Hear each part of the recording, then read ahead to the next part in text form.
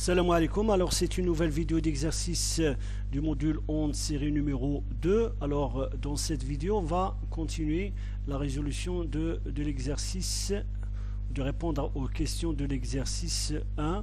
Voilà, alors il nous reste la dernière question, la question 8.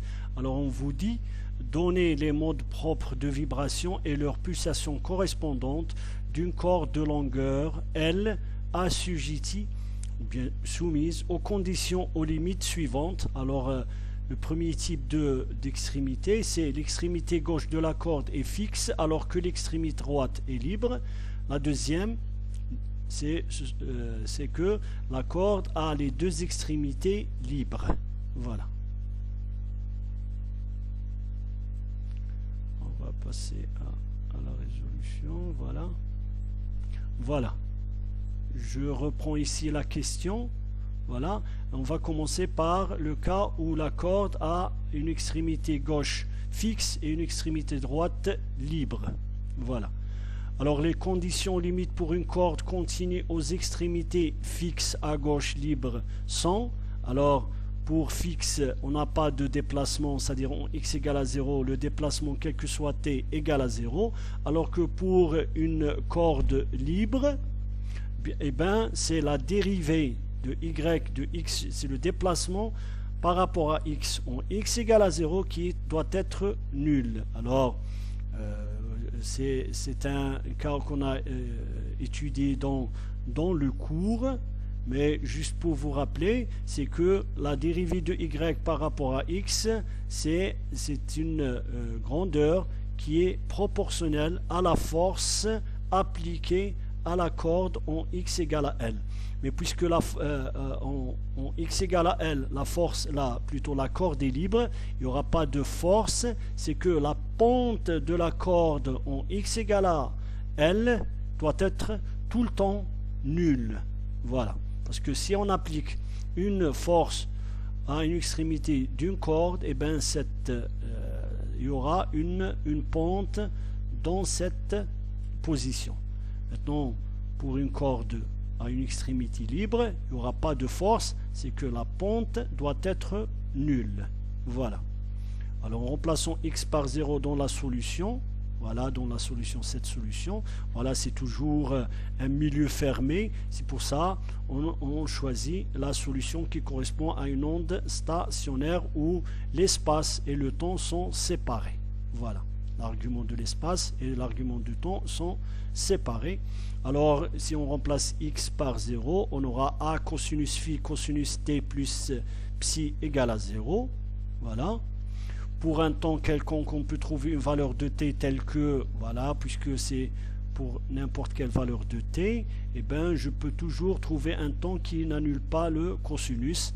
Bien sûr, a doit être non nul, sinon il n'y aura pas de mouvement. Et bien en fin de compte on aura cosinus phi qui doit être nul. Maintenant j'ai choisi, comme je l'ai fait la fois passée pour le cas d'une corde aux extrémités libres fixes, et bien je choisis phi égale à moins pi sur 2. Je remplace, voilà, dans l'expression de du déplacement, voilà, phi par moins pi sur 2. Bien sûr cosinus kx moins pi sur 2 c'est sinus kx cosinus oméga t plus phi, ouais, plus psi. Maintenant je dois dériver, pour appliquer la condition aux limites en x égale à L, je dois dériver la solution, cette solution par rapport à x, et je dois remplacer x par L. Maintenant la dérivée de cette forme par rapport à x, ça donne ak cosinus kx cosinus oméga t plus psi. En remplaçant x par L, j'aurai AK fois cosinus KL cosinus oméga t plus psi égale à 0, puisque c'est la dérivée qui doit être nulle, quel que soit t.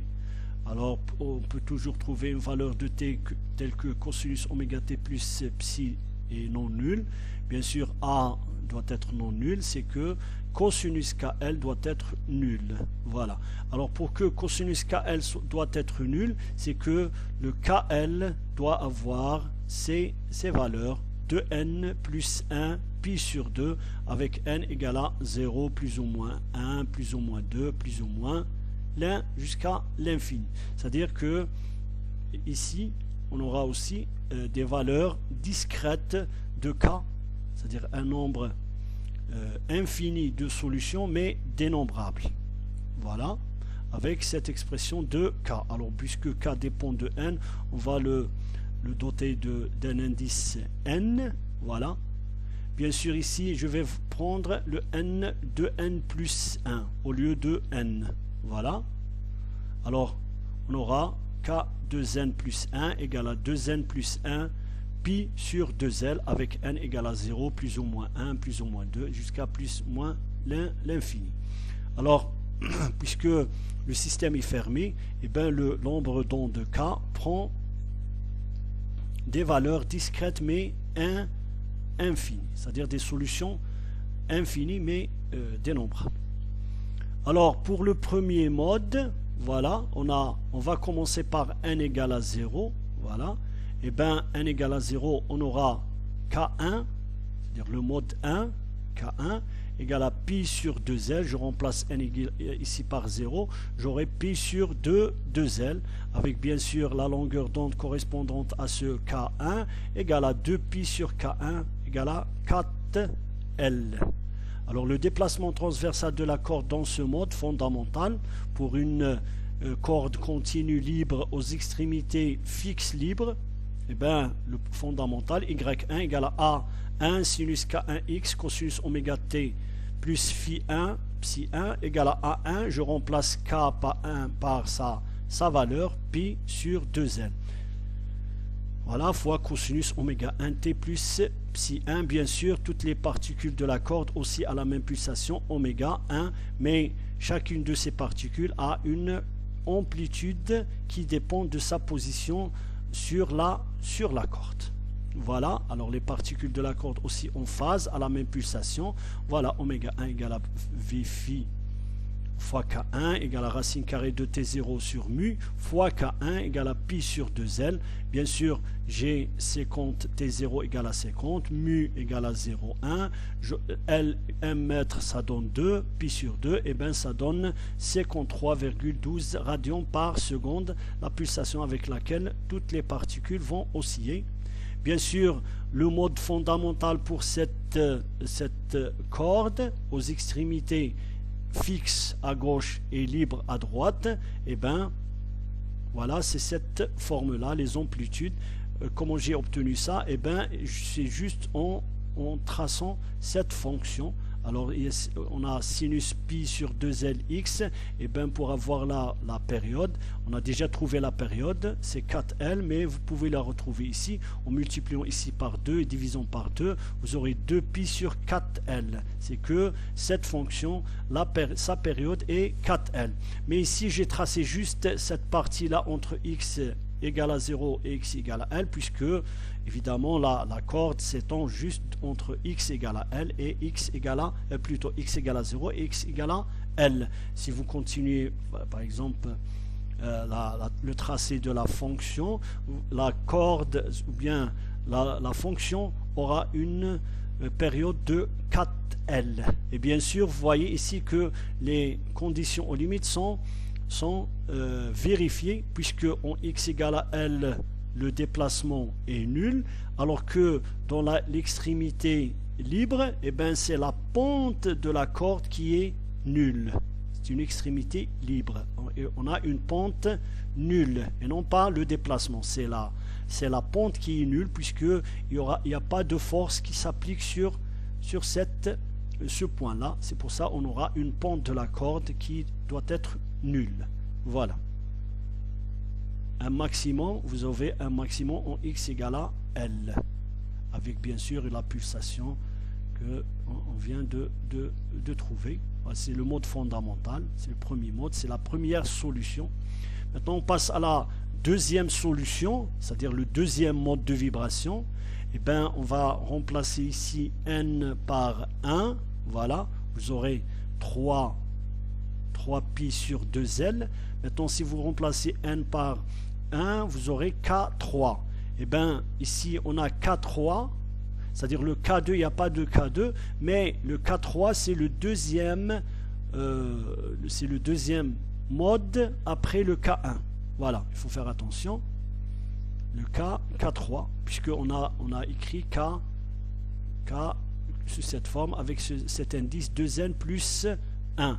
Et bien le deuxième mode qui correspond à n égale à 1 et K3 égale à 3pi sur 2l, bien sûr la longueur d'onde qui correspond à cette le nombre d'ondes c'est 2pi sur K3, c'est 4l sur 3, c'est-à-dire c'est la longueur de la forme, voilà, de l'amplitude. Et bien dans le mode 2, bien sûr ici 3 parce que c'est n égale à 1, vous avez 2n plus 1, mais voilà, c'est le deuxième mode qui s'appelle Y3. Voilà. J'espère que vous avez saisi cet indice, voilà, cet enchaînement d'indices. Voilà, A3, sinus K3x cosinus oméga 3 plus phi 3 égale à A3 sinus, je remplace K3 par 3pi sur 2L, cosinus oméga 3 t plus psi 3. Et bien le deuxième mode, celui-là, deuxième mode, c'est pour ça que j'écris A2 alors que je devrais écrire A3. Et bien les amplitudes des particules de la corde, voilà, vous avez cette forme-là qui n'est autre que la représentation de cette fonction A3 sinus 2pi, plutôt 3pi sur 2L x. Voilà, avec x égale à 0, vous avez 0. Et en x égale à L, vous avez toujours une extrémité dont la pente est nulle. Une extrémité libre dont la pente est nulle. Bien sûr, vous voyez ici que pour les particules entre x égale à 0 et x égale à 2L sur 3, toutes les particules vont osciller en phase, alors que les particules entre 3L et sur 3 et L vont osciller, bien sûr, entre elles, vont osciller en phase, mais en opposition de phase avec celles qui existent dans cette région. Voilà. Bien sûr, vous avez un fuseau, voilà, puisque si vous dans un laboratoire, vous aurez cette forme-là, tellement le mouvement est rapide. On a un fuseau avec une amplitude maximale ici, en L sur 3 et en L. Il y a un nœud ici, c'est-à-dire un déplacement nul. Voilà, c'est-à-dire la particule qui se trouve en 2L sur 3 est immobile, ne se déplace pas. Voilà. Et aussi, le nœud est fixe en ce point, il ne se déplace pas, voilà, vers la droite ou vers la gauche, puisque c'est une onde stationnaire. Voilà. Maintenant, c'est le mode 2.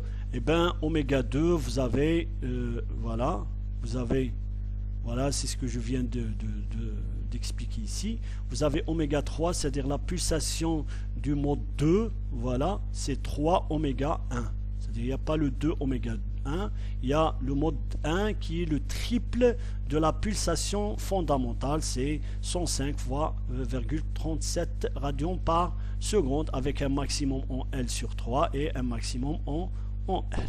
Voilà, c'est le mode 2 de la corde avec une extrémité fixe en x égale à 0 et une extrémité libre en x égale à L. C'est là la solution 2, voilà, qu'on appelle mode 2. Il existe un seul nœud, déplacement nul, en x égale à 2L et un fuseau et demi, forme de la corde au mouvement entre deux nœuds. Maintenant, pour le troisième mode de vibration, eh ben, je remplace ici le n par 2, j'aurai 5pi sur 2L et K5. C'est le troisième, bien sûr l'indice c'est 5, mais c'est le troisième mode de vibration. Voilà. Voilà, on aura K5 égale à 5pi. La longueur donc qui correspond à ce nombre d'ondes, c'est 2pi sur K5, ben c'est 2pi de L sur 5. Le déplacement de la corde dans le mode 3, et ben je remplace bien sûr ici 5 parce que j'ai pris n 2n plus 1. A5 sinus K5 x cosinus oméga t 5 plus psi 5. Je remplace K5 ici par sa valeur, et bien vous avez la période de cette fonction qui représente les amplitudes des particules de la corde, et toutes les particules vont osciller de manière sinusoïdale avec la même pulsation oméga 5, bien sûr avec une phase psi 5, bien sûr avec une longueur d'onde qui est égale à 2L sur 5, puisque vous allez multiplier ici par 2, multiplié par 2, vous aurez 4L sur 5. Alors on doit faire attention, ici c'est 4L sur 5 et non pas 2L sur 5, voilà, puisque vous divisez par 5pi fois 2L, 5pi fois 2L, voilà, il y a le 2 fois 2 c'est 4. Alors vous avez, voilà, le mode 3, voilà, alors c'est l'allure de l'amplitude des particules sur la corde. Alors vous voyez ici que les deux conditions sont vérifiées, voilà. Vous avez x égale à 0, c'est toujours un déplacement qui est nul, et en x égale à L, vous avez toujours la pente qui est nulle, pour une extrémité libre. Maintenant, vous voyez ici que les particules dans cette région entre 0 et 2L sur 5 et entre 4L sur 5 et L, aussi en phase, voilà, puisque j'ai tracé ces flèches pour vous dire que c'est dans la même direction, alors que là, les particules entre 2L sur 5 et 4L sur 5 vont aussi en opposition de phase par rapport à celle-là. Voilà. Bien sûr, entre 2L sur 5 et 4L sur 5, les particules aussi en phase. Bien sûr, on a un maximum en L sur 5 et un maximum en 3L sur 5 et un maximum en x égale à L. Avec deux nœuds, voilà, en 2L sur 5 et 4L sur 5, les particules ici, en ce point-là et en ce point-là, vont être immobiles, bien sûr, puisque c'est une onde stationnaire, les nœuds ne se déplacent pas, voilà, sur l'axe des x. Voilà, c'est le mode 3. Bien sûr, oméga 5, la relation de dispersion, je remplace K5 par son expression. Bien sûr, je remplace T0 et mu, et j'aurai 5 oméga 1. Bien sûr, ça donne cette valeur, c'est-à-dire que les particules dans le mode 3 vont osciller plus rapidement que celles dans le mode 2 ou dans le mode 1. Voilà les amplitudes, je viens de vous montrer qu'il y a des amplitudes en L, maximum en L sur 5, 3L sur 5 et L, et on aura des particules dans des régions qui vont aussi en phase et d'autres en opposition de phase. Voilà. Il existe deux nœuds, voilà, en 2L sur 5 et 4L sur 5, et deux fuseaux et demi, voilà, puisqu'il y a un fuseau et un demi-fuseau. Voilà. Alors le mouvement général de la corde est la somme des solutions, comme on l'a fait déjà pour la corde aux extrémités fixes, correspondant aux valeurs de K de n plus 1, puisque ce sont des solutions à une équation aux dérivées partielles linéaires, et bien la somme est aussi une solution, et bien je remplace les solutions par leur expression, voilà, avec le n qui part de 0 à plus l'infini, à 2n plus 1, 2n plus 1 fois pi sur 2l, x fois cosinus, voilà, avec la relation de dispersion qui est de oméga 2n plus 1 égale à 2n plus 1 fois oméga 1, et a 2n plus 1 et psi de n plus 1 sont des constantes à définir par les conditions initiales, c'est-à-dire à t égale à 0, quelle était la forme de la corde, et bien sûr par exemple sa vitesse. On aura l'occasion de voir une application de cette, c'est-à-dire pour trouver des valeurs de an et Fn dans un exercice de la série. Voilà. Mais ici, juste, je vous donne la solution G générale. Maintenant, on passe au cas où les deux extrémités de la corde sont libres. Eh bien, on vient de dire que pour une extrémité libre, c'est la pente en ce point-là qui doit être nulle. C'est pour ça qu'on a écrit les deux conditions aux limites pour deux extrémités libres. C'est en x égale à 0, c'est la pente, c'est-à-dire la dérivée de y par rapport à x doit être nulle, et la dérivée de y par rapport à x en x égale à L doit être nulle, quel que soit t. Voilà. Alors on va appliquer ces conditions limites à la solution générale. Yx de t égale à a cosinus kx plus phi cosinus oméga t plus psi, puisque ça correspond à un milieu fermé. Voilà. Et bien je dérive la dérivée de x par rapport à y par rapport à x, ça donne moins a k sinus kx plus phi fois cosinus oméga t plus psi. Maintenant, si je remplace x par 0, j'aurai moins ak sinus phi plus cosinus oméga t plus psi égale à 0. Voilà. Et bien j'aurai sinus phi égale à 0, ce qui donne phi égale à 0. Voilà, je la remplace ici. J'aurai a cosinus kx plus cosinus plus phi égale à 0. Voilà, j'aurai a cosinus kx cosinus oméga t plus psi. Maintenant, je vais dériver cette équation par rapport à x et je vais remplacer x par L. Bien sûr, ça va donner moins ka sinus kx cosinus oméga t plus psi. Voilà. Bien sûr, je peux trouver une valeur de t qui n'annule pas le cosinus. Le a et le k sont des constantes non nulles. Et bien c'est sinus kl qui doit être nul. D'où sinus kl égale à 0, ce qui donne kl égale à np, avec n égale à 0, plus ou moins 1, plus ou moins 2, jusqu'à plus ou moins l'infini. Alors, les valeurs possibles du nombre d'ondes, c'est-à-dire les solutions de l'équation aux dérivées partielles pour le cas d'une corde continue libre avec des extrémités libres, s'écrit, voilà, ce sont représentés par ce nombre d'ondes Kn qui est égal à n pi sur L.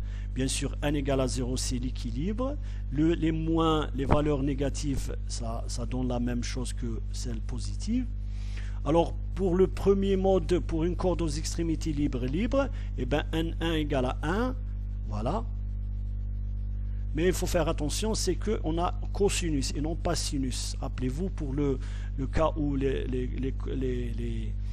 extrémités étaient fixes, on avait sinus, alors que ici, pour des extrémités libres, on a le cosinus, a, bien sûr, avec les mêmes valeurs de k. A cosinus k1x cosinus oméga t plus psi 1, et bien je remplace cosinus par pi sur L, plutôt k1 par pi sur L, et j'aurai, voilà, l'expression du déplacement des particules sur la corde dans le mode 1. Voilà. Alors, bien sûr, toutes les particules vont osciller de manière sinusoïdale avec la même pulsation oméga 1, voilà, mais les mêmes particules auront des amplitudes différentes qui dépendent de leur position sur la corde. Alors, vous voyez que pour le mode 1, l'allure de l'amplitude, c'est-à-dire les valeurs maximum que peuvent atteindre les particules sur la corde dans le mode 1 est donnée par cette forme-là. Voilà. C'est-à-dire que la particule en x égale à 1 peut atteindre ce point-là maximum. La particule en x égale à L peut atteindre ce maximum. Ces deux valeurs seulement, ces deux particules seulement vont atteindre un maximum. Les autres auront des amplitudes qui dépendent de leur position. Bien sûr, en remplaçant leur position par x dans cosinus, j'aurai l'amplitude par exemple de cette particule, la valeur maximale de déplacement que peut atteindre cette particule. Bien sûr, ici, vous avez une partie entre x égale à L et x égale à L, plutôt x égale à 0 et x égale à L qui vont osciller en phase. Les particules entre x égale à L sur 2 et xL vont osciller en phase, mais ces particules-là vont osciller en opposition de phase de celle-là. C'est-à-dire, lorsque ces particules vont atteindre leur maximum de ce côté-là, les autres particules de la région 2 vont atteindre leur maximum, mais de ce côté-là négatif. Et bien sûr, par moment, on aura la corde qui est, voilà, le déplacement qui est nul pour toutes les particules, puisque le cosinus peut s'annuler, voilà, pour certaines valeurs de t. Voilà, par moment, on aura un déplacement nul pour toutes les particules. Bien sûr, ces particules vont continuer dans ce sens-là, alors que ces particules vont continuer dans ce sens-là. Voilà. Bien sûr, on a un nœud, un déplacement nul fixe en x égale à L sur 2. Et bien, c'est le mode fondamental pour une corde continue libre aux extrémités libres. Maintenant, pour le mode 2, eh bien, n égale à 2, K2 égale à 2pi sur L. Bien sûr, oméga 2, c'est 2pi sur L, le K fois la vitesse, racine carrée de T0 sur mu. Et on voit bien que c'est égal à 2 fois oméga 1. Je multiplie la valeur de oméga 1 par 2, j'aurai 140,50 radians par seconde. C'est plus vite que le mode 1. Alors le déplacement, bien sûr, ici, je devrais mettre 2. Voilà, c'est le mode 2. Voilà, 2pi sur Lx. Et bien, c'est l'allure de l'amplitude de la corde dans le mode 2. Alors, vous voyez ici qu'il y a 3 extrémités, plutôt 3 maximum. On aura en x égale à L, en x égale à 0, voilà, et aussi en x égale à L sur 2. C'est-à-dire la particule en x égale à L sur 2 va elle aussi atteindre la valeur A2 maximum. Maintenant, vous voyez que cette partie-là de particules et cette partie-là vont aussi en phase, alors que cette partie-là, entre x égale à L sur 4 et 3L sur 4, vont aussi en opposition de phase de celle-là. Mais entre x égale à L sur 4 et x égale à 3L sur 4, les particules vont aussi en phase. Voilà. Bien sûr, avec une pulsation qui est le double de la pulsation fondamentale. Voilà.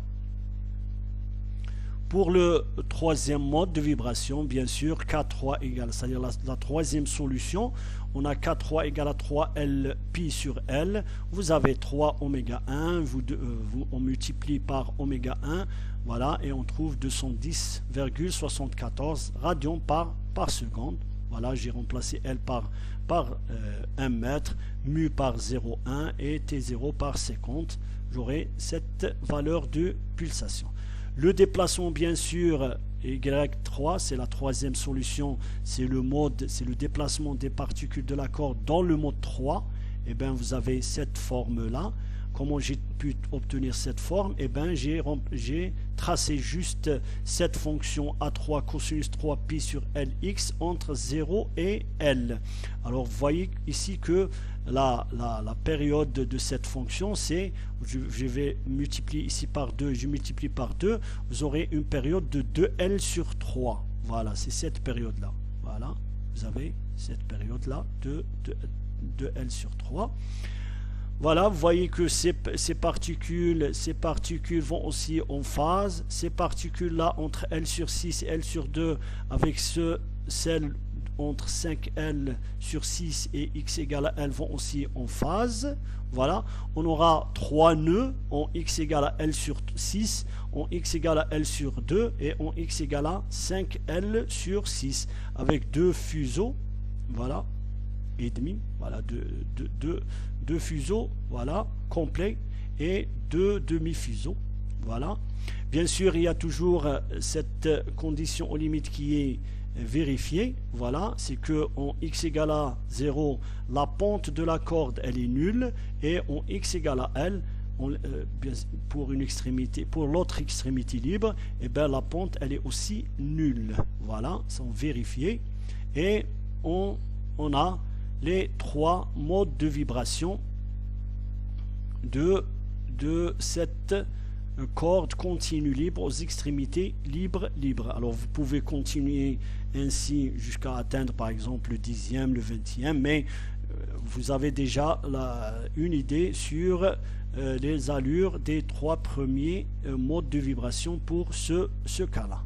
Voilà, alors une fois encore, on aura la solution générale, c'est-à-dire le mouvement général d'une corde aux extrémités libres, c'est la somme des solutions, c'est-à-dire les sommes des modes de vibration.